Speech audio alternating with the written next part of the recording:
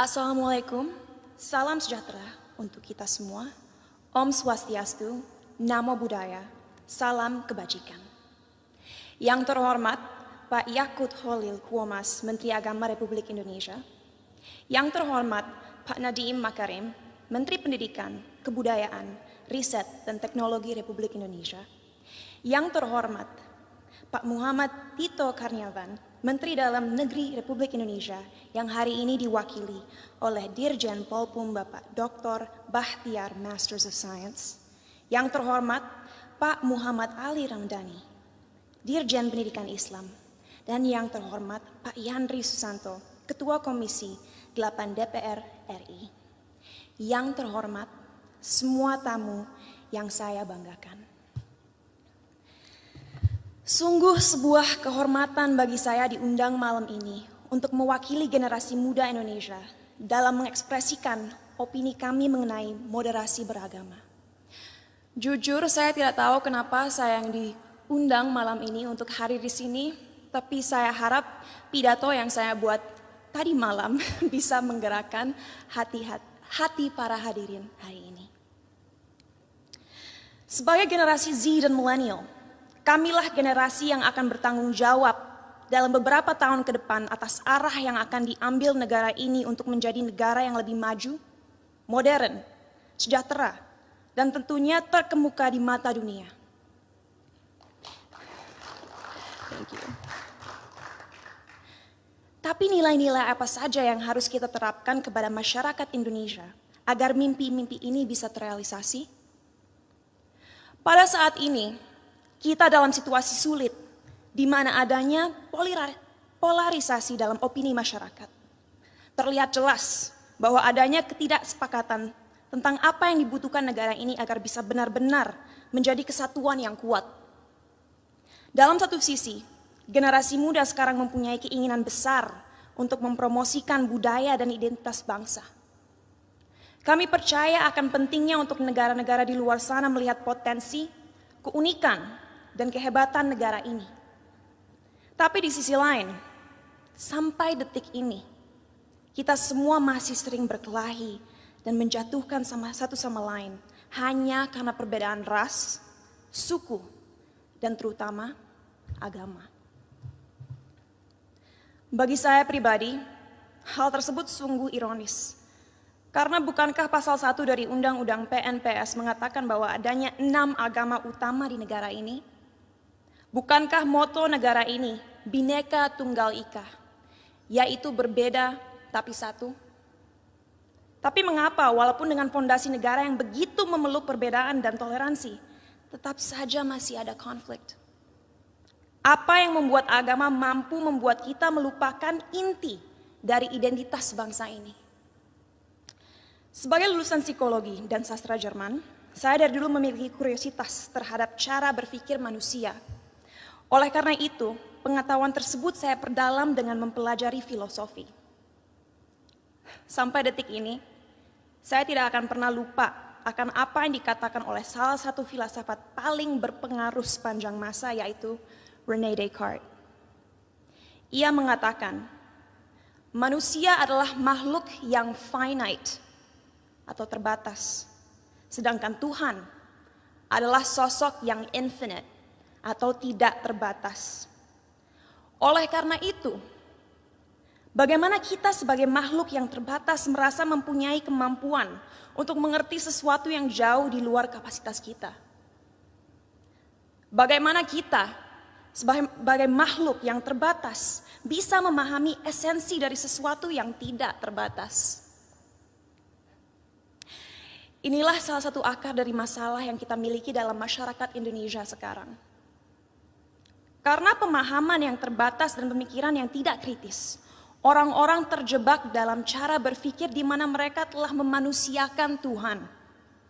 Merasa memiliki hak dalam mendikte kemauan Tuhan, merasa tahu pikiran Tuhan, dan merasa berhak bertindak atas nama Tuhan. Inilah yang akhirnya seringkali berubah menjadi sifat radikal. Dalam perbincangan saya beberapa waktu lalu dengan Habib Hussein Jafar, kami berdua sepakat bahwa bahaya yang masyarakat kita alami sekarang adalah mengatasnamakan Tuhan untuk kepentingan pribadi. Menyesatkan generasi penerus bangsa dengan prinsip hidup yang sebenarnya tidak ada dalam Holy Scriptures atau kitab suci agama. Kenapa bisa seperti itu? Karena kita kurang membimbing dan memberikan masyarakat tools yang dibutuhkan agar bisa memahami sebuah ajaran dengan akal kritis. Sehingga mereka menjadi tersesat dalam cara berpikir mereka dan lupa akan pentingnya menyeimbangi segala ilmu yang dipelajari dan dimiliki dengan nilai-nilai yang ada dalam budaya, sains, ataupun aliran pemikiran lainnya. Saat saya masih bersekolah dulu, saya ingat sekali diharuskan untuk membaca kitab suci berbagai agama dari segi literatur dan juga filosofi.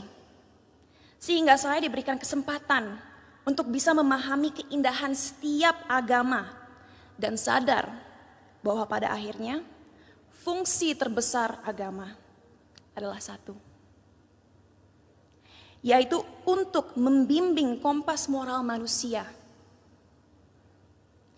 Untuk mengingatkan manusia bahwa kita harus memperlakukan satu sama lain dengan hormat. Bahwa kita harus bersyukur dan bahwa kita semua harus sadar bahwa waktu kita di dunia ini hanyalah singkat dan terbatas.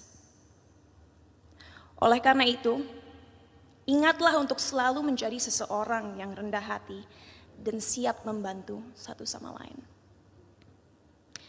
Jadi, apa yang harus dilakukan ke depannya agar bisa melawan segala kebohongan yang ada? Apa yang kita bisa lakukan untuk memberdayakan rakyat bangsa ini? Saya rasa jawabannya cukup jelas. Satu, penting sekali kita segera mengingatkan kembali saudara-saudara kita akan indahnya, kayanya, dan uniknya budaya-budaya yang kita miliki di negara ini. Sejak usia dini penting kita mengenalkan budaya negara ini tidak hanya di sekolah, tapi juga melalui media dan semua platform digital yang ada. Sebuah hal yang krusial untuk disadari bagi generasi muda akan relevannya budaya kita di dunia yang semakin modern. Our culture is cool, not old school. Kedua, ajaran agama yang ada dalam sistem pendidikan harus adil dalam merepresentasikan agama-agama yang ada di negara ini. Agar orang-orang bisa mengerti sejak usia muda bahwa semua agama itu mengajarkan kebaikan dan tidak seharusnya kita melecehkan dan menyakiti satu sama lain hanya karena sebuah perbedaan. Ketiga, critical thinking, critical thinking, critical thinking. Ajarkanlah adik-adik kita untuk membaca dan mempelajari segala sesuatu dari berbagai sudut pandang. Biarkanlah mereka bertanya. Tumbuhkanlah rasa ingin tahu mereka sehingga mereka tidak mudah dipengaruhi dan dijajah pikirannya. Dan terakhir, gunakanlah teknologi yang semakin canggih sebagai alat yang dapat terus menyebarkan nilai-nilai toleransi. Agar negara ini bisa kembali menjadi Indonesia sejati.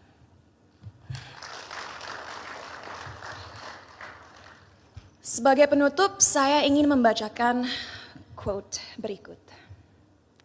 A people without knowledge of their past, origin, and culture is like a tree with no roots.